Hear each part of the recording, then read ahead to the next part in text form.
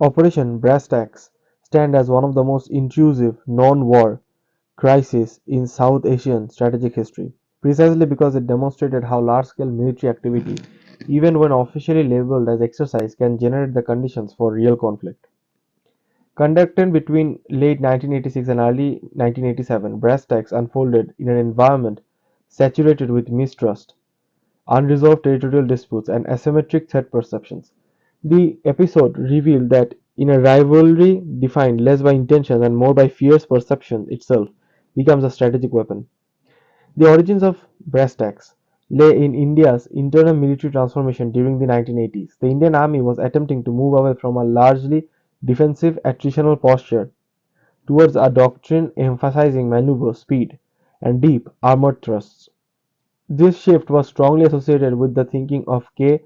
Sundarji, who believed that modern warfare on the subcontinent would reward rapid concentration of force, joint operations, and the ability to seize initiative before political constraint froze military options.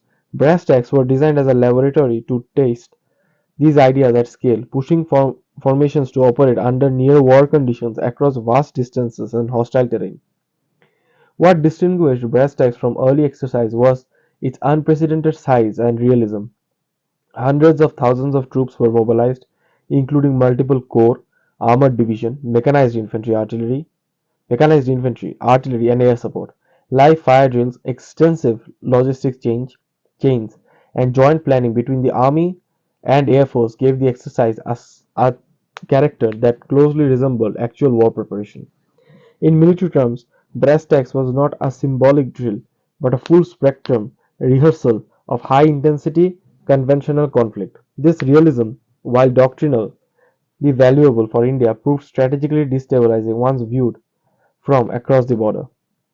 Geography amplified the danger. The exercise was conducted primarily in Rajasthan, adjacent to Pakistan's Sindh province.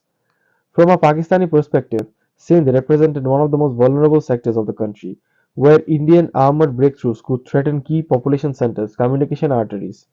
The proximity of Indian armored formations to the international border blurred the distinction between exercise space and attack corridors. Even if Indian planners saw the location as suitable desert terrain, Pakistani observers interpreted it through a lens of existential threat. Pakistan's response was shaped by its own strategic culture and historic experience, having fought multiple wars with India and facing a persistent imbalance in conventional strength. Pakistan's defense planning emphasized early mobilization, forward deployment, and rapid signaling of resolve. The scale and posture of Brasstacks triggered fear that India might be using the exercise as a cover for a pre-emptive or coercive strike. As a result, Pakistan mobilized its own forces, moved armor units towards the border, and raised readiness level across its military. The crisis thus evolved into a classic security dilemma, in which defensive actions by one side were perceived as offensive preparations by the other. The standoff that followed was marked by strategic ambiguity and political constraint. Neither side publicly declared hostile intent, yet both behaved as if war was a possible outcome. Troops remained forward deployed for months, imposing financial, logistical, and psychological costs.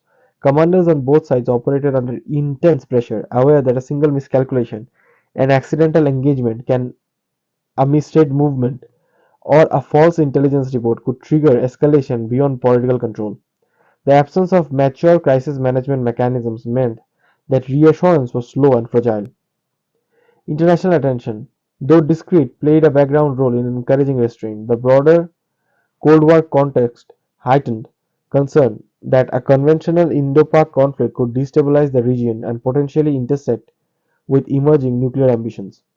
Although nuclear weapons were not yet openly deployed, both states were moving closer to nuclear capability, adding an implicit layer of risk to any large-scale confrontation. Brass tacks thus therefore foreshadowed the later reality of nuclearized crisis management in South Asia, where conventional moves carry strategic consequences far beyond their immediate military logic. The de-escalation of the crisis occurred gradually through a combination of diplomacy, signaling, and mutual exhaustion. Back-channel communications helped clarify intentions and provided pathways for disengagement without public humiliation. India eventually scaled down the exercise while Pakistan withdrew its former deployed forces. The fact that both sides stepped back without fighting underscored that neither had sought war.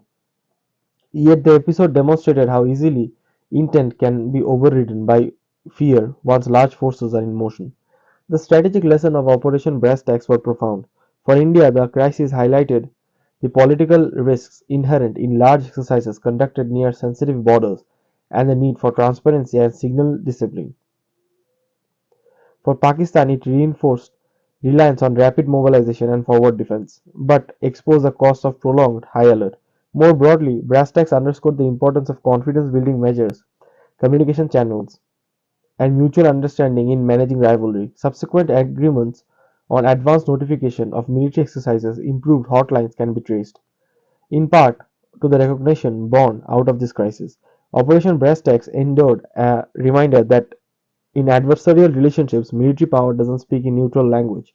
Exercises, deployments, and doctrines are interpreted through historical memory and strategic insecurity. Brasstacks was not a war, yet it became perilously